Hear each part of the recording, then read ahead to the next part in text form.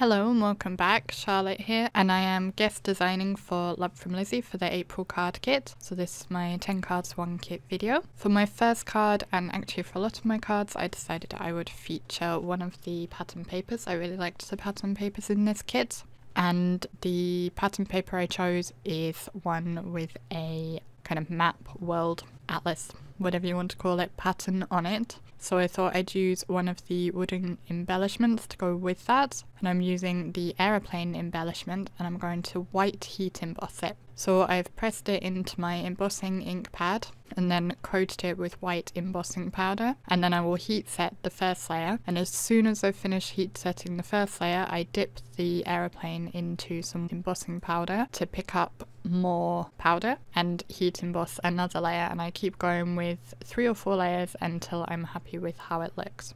Then I will set the aeroplane to one side and work on my card. I'm using a peachy coloured card base and then attaching the pattern paper panel over the top. I've cut the panel to be just smaller than the card base so you can slightly see the colour of the card all around. Then in the pattern papers there was one sheet that had like sentiment strips, and I'm using that to add a border along the card, and so it's doing double duty as a border to add interest to the panel, and it's also being my sentiment. And I'll use my T-square ruler to line that up, and I have double-sided tape so on the back of it, so I'll just press that down into place. It is slightly longer than my panel, but I just kind of bent the end up and snipped it off with my scissors. Then I'm going to use some liquid glue to attach that wooden embellishment that I had heat embossed. I then decided I wanted to add just a little something extra to the card still, so I bought in some of the sequins from the kit and just added a few here and there just to finish off my card. And I used my quick stick tool to pick up the little sequins and get the glue on the back of them and stick them into place. I find this really useful, otherwise I would have used my tweezers, which kind of work, but the quick stick tool is a lot handier than the tweezers for doing this. And that completes my first card from the kit. And the second one also features one of the pattern papers. First I'm going to stamp out my little sentiment panel, which I just used a little circle die to die cut from a leftover snippet of the last card's card. And I'm stamping the Bon Voyage from the stamp set onto it. I did measure my circle die against it first to make sure it would fit nicely. And I use MFT Black Licorice Hybrid ink for that. That's my go-to ink. Here is the panel of pattern paper I had decided to use. I actually cut it wrong. I mismeasured and cut it as if it was going to be portrait rather than landscape. So I used some washi tape to stick the two pieces back together and trimmed it down the right way. And then I'm using one of the pieces of twine that we got in the kit. This is the narrower brown and white twine. And I'm wrapping that all around the panel, and that will help to hide the line where I cut it wrong, so hopefully the recipient wouldn't notice it. It does hide it very well actually, so I think it shouldn't be a problem. Then I'm going to stick the little Bon Voyage sentiment panel over the top. I'll put a couple of pieces of foam tape just to lift it up so that it stands above the level of that twine. I found the easiest way to do this was just to put the foam tape directly next to the twine, and then I will press the sentiment circle onto the top of that. I will also use the foam tape all over the back of this pattern paper panel once I have finished adding my sentiment. This is again for the same reason that I don't want the thickness of the twine to interfere with my tape that I'm adding, so by using the foam tape it will lift the panel off of the card base enough that that twine isn't going to cause a problem. And this time I used a cream card base, and again I cut the panels so there would be a reveal all the way around, and actually this time I cut it smaller than I did in my first card, so it has a slightly larger reveal around the edge of the panel. And once I've got that pressed into place and adjusted my twine to make sure I'm happy with how it looks, then that will complete my second card. For my third card, my starting point was actually the stickers, and I played around with a few different ideas and then decided I would use this balloon pattern paper for my background. So again, I'm trimming down a panel to be just smaller than my card base. As with the first card, I'm using the kind of peachy coloured card here. And then, I'm sorry I'm slightly off screen, but you'll see my arrangement in a minute. I did work out how I wanted to position the stickers, which I'm using the large globe sticker and also a sentiment sticker. I then decided I would also use the wooden balloon embellishment, and this time rather than heat embossing the embellishment to add colour to it, I am using my alcohol markers to add colour. I used a couple of browns to add colour to the basket, and then for the actual balloon part of the balloon I'm going to use some vintage blues which I felt matched the colours in the pattern paper quite nicely. Having finished colouring the little balloon embellishment, I will adhere my background panel to the card base. Again, I have double-sided tape all over the back of the panel. I'll get it into position and then I'll peel back the release paper to completely stick it into place. I find this is a really good way to help me get my panels lined up because otherwise I struggle with them. I've already adhered my stickers to the panel. As I said, I'm using the globe sticker and also a sentiment strip sticker which says "Let's travel the world together," and then I finally just had to glue my balloon into place. So that completes card number 3. For card number 4, I decided to use the dies and focus on those. Before I'd even started working on these cards, I cut each one of the dies out from some of the silver mirror cardstock. So I decided I wanted to use one of those, and I'm going to tie in some pattern papers as well. So I'm using the car. I haven't popped out all the pieces. I like the way it looked with some of them still inlaid. I've put double-sided tape all over the back of it, and then I adhered some vellum behind the windows which I had popped out. And then I'm going to use the cloud die on my card base, and I'm just going to emboss the die. So I have an embossing mat and my Big Shot is open to the embossing setting, and I will just keep moving the cloud to different positions and running it through to create an embossed cloud background just on the top portion of that card base because the bottom portion is going to be covered with pattern paper anyway. Once I'd finished embossing, I added my strip of pattern paper, which is the one with the various sentiment strips. I thought this made a good base for my car to be driving along. I used liquid glue for adhering this, and that just allows me a little bit of wiggle room to make sure I have got it completely into position before it sticks down completely. Then I just needed to remove the backing paper from my car and adhere that into place onto the card base as if the sentiment pattern paper is like the road that it's on. So I made sure the wheels were just very slightly overlapping. I wasn't entirely happy, so I decided I needed to add just a little something extra, and I chose to use some of the popped out inner pieces of one of the clouds that I had die cut previously from that same silver mirror card, and I arranged those coming from behind the car as if they are the smoke from the car's exhaust. So I used 4 of those, and once I was happy with the arrangement, I just used some more glue to adhere them into place. And that completes card number 4. This one was a bit difficult to photograph because of the shine from that mirror card, but it looks much better in real life. Card number 5 is a really simple one using one of the cut parts. I thought it kind of looked like the view through a window, so that's what I made.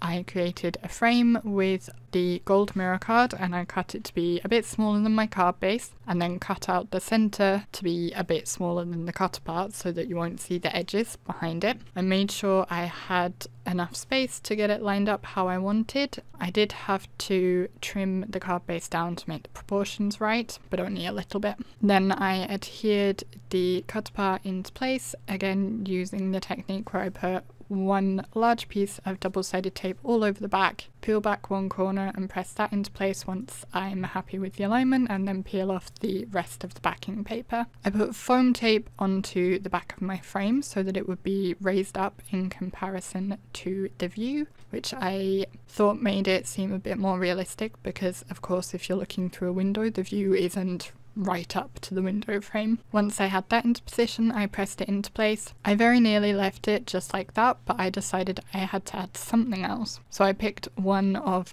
the sticker sentiments from the sticker sheets, and I decided I would add that overlapping my frame. So I made sure to put some foam tape behind the bits that wouldn't be on the frame and a little bit of glue on the bit that did overlap, and then adhered that to the top left hand corner of my card, which completed card number 5. Card number 6, I'm again going to use one of the wooden embellishments, and I'm doing the same heat embossing technique as I had done for my first card. So I'm using the World, and I think I heat embossed the wrong side because I couldn't work out how to make it look right once I was trying to get it into place, but never mind. So again, I pressed it into my embossing pad and then dipped it into my, I believe this is Emerald City. It's a Love From Lizi embossing powder. And I just kept dipping it back in whilst it was warm to pick up more embossing powder until I was completely happy with the coverage. Then I have also die cut a snippet of white card which will fit behind that wooden embellishment, and I'm also going to heat emboss this, and I'm using the Baby Blue Party, I believe is what it's called, embossing powder. I will have links to all these below. Again, this is a Love From Lizi embossing powder, and this one has glitter through it as well, large and small bits of glitter. And I heat embossed that until I was happy with the coverage on that as well. Then I used some glue on the back of the wooden embellishment and pressed it into place on that sparkly blue circle that I had embossed. The circle is a little bit bigger, so when the glue was completely dry, I just used my scissors to trim the edge off so that it's all the right size. I'm going to be using a cut apart for this card, the one that says "You Are My Happy Place," and I decided to adhere that globe that I had heat embossed over the top of the little marker that was on that cut apart. Then I set that aside whilst I worked on my card base. For my card base, I'm making a kind of plaid or tartan pattern using the peel-offs that came in this kit, which are minty green glittery peel-offs, and I'm placing them across my card base. I do use my grid lines on my mat as a guide, but I also just kind of judge it by eye as well. And I did cut out a lot of that because it took me quite a while to do that. And once I had all the pieces in place, I actually trimmed away the bits that would be hidden by the cut apart so that they wouldn't be wasted, because even those little bits can be used on future projects. Then I put some foam tape on the back of my cut apart that has my little globe attached to it, and I will position that onto my card base. So that's popped up from the background, and that will complete card number 7. Moving on to card number 8, I'm going to be using one of the tags, and I have attached it to the back of one of the cut aparts. I didn't show how I attached it simply because I had to hold it up to the light to make sure I could see that I was getting it in the right position so that the decorative part of the cut apart would be on the tag and not hanging off the edge. Once I had it in place, I trimmed around it, and then I took a little hole punch to punch the hole back through and re-threaded it with the twine that came attached to it. I then took the ticket stickers from the sticker sheet, and I used my anti-static powder tool to remove the sticky from the back of them because I didn't want them to have that adhesive quality for what I needed to do. Initially I was thinking I'd use all 5 of them, but I actually decided on just 3, and I kind of grouped them together and then used one of the little wooden pegs to attach them to that tag that I had decorated.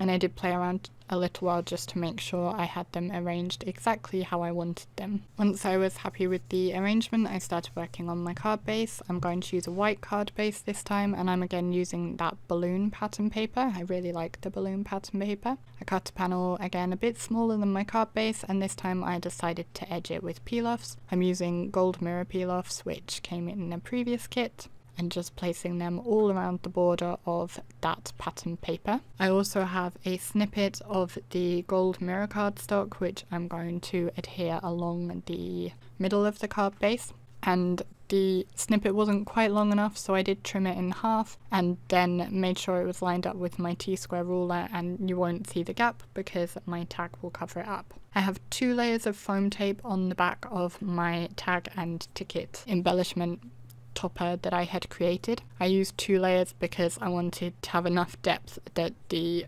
peg wouldn't be sticking up too much. And that completes card 7. For card number 8, I did some die cutting of the pattern paper off screen. I have the striped blue paper and the striped orangey yellowy paper.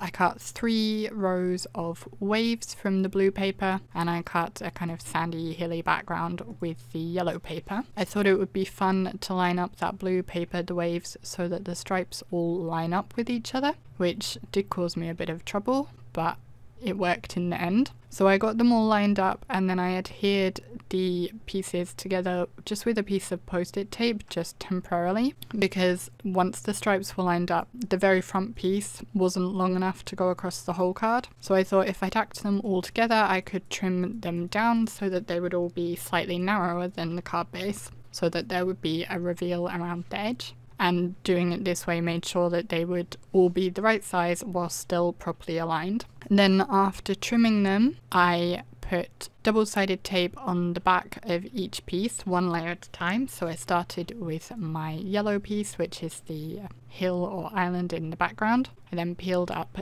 the waves and adhered those down one at a time. I did find that my frontmost wave no longer aligned when I went to line it up, so I had to trim it down a little bit. And luckily I managed to get it to work.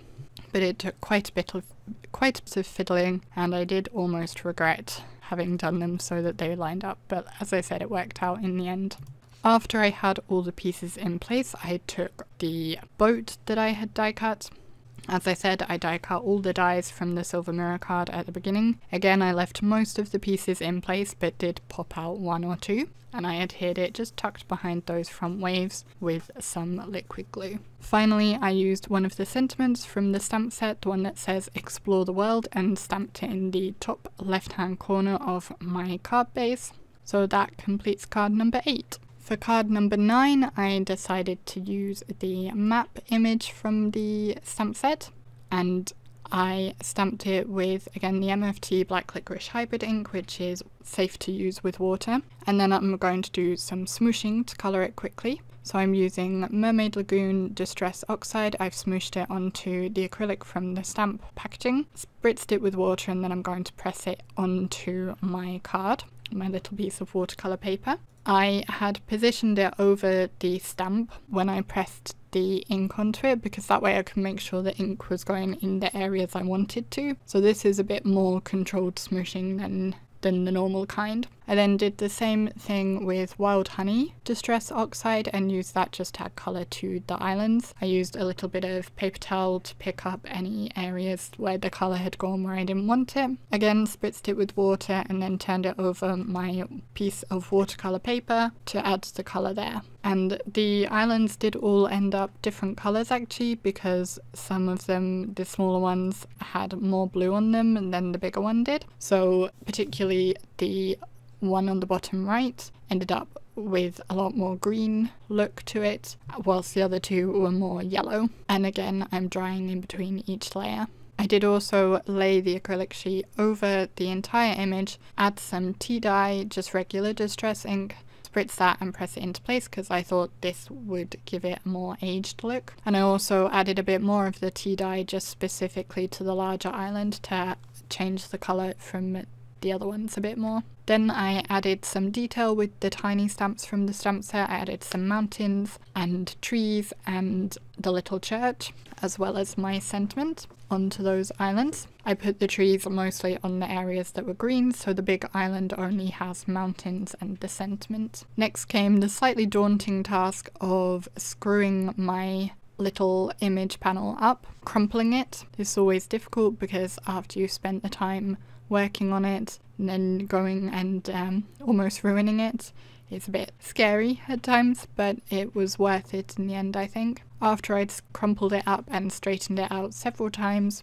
I took my tea dye distress ink again and a blending tool and just kind of gently rubbed that all over the surface so that the bumps and ridges would pick up the colour. I also used the distress ink around the edges as well, just to darken those up too. Then when I had finished with my map, I started working on my card base. I'm using a kind of teal card base and I'm going to stamp both of the compass images from the stamp set onto this, the large one and the small one, and I'm just making a very random pattern with them. I chose to use the Volcano Lake Alt New ink because it's the same or very similar colour to the card base, so it makes a nice tone-on-tone background which adds interest without detracting too much from that map.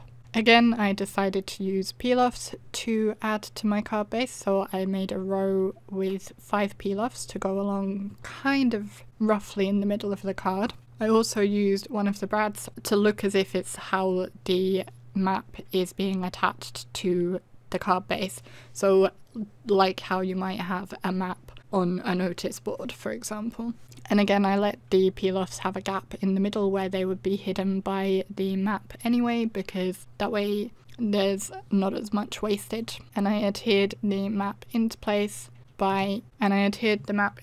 just by adding a few bits of foam tape behind the areas that would be more up, just to support those. And that completes card number 9. So then we are on to the very last card, and for card number 10 I'm again using one of the pattern papers, and this one is quite quick and simple. So I started with the pattern paper, which I fussy cut out the focal image from, and then I also used my craft knife to cut out the centre of the marker just to make sure that could see through to the card base as well. I felt it would look better that way. The pattern paper is longer or taller than the card base, so once I had finished with my cutting, I trimmed it down slightly and then put foam tape on the back and used my MISTI to help me get that panel lined up right to the edge and pressed into place. I die cut the words Happy Birthday from a piece of black card which I'd backed with double-sided tape. This die came in, I believe it was last year's February kit. It's quite delicate, which is why putting the adhesive on the back of the card before die cutting is really helpful. I used my reverse tweezers to adhere it into place. I also attached the last 2 of those little ticket stickers, and that completed my 10th and final card. So those are the cards that I made from the card kit. I hope you enjoyed them. All the products I have used will be linked down below. If you enjoyed this video, I hope you will press the like button. If you didn't, the dislike button is right next to it. If you'd like to subscribe to either my channel or the Love From Lizi channel, you can click the buttons that are on screen now. If you'd like to leave a comment below, I'd love to hear which of the cards I made with this kit was your favourite. I really like the one with the boat and the stripy waves. My husband really likes the one with the map. Thank you so much for watching, and I will see you again in the next video. Bye!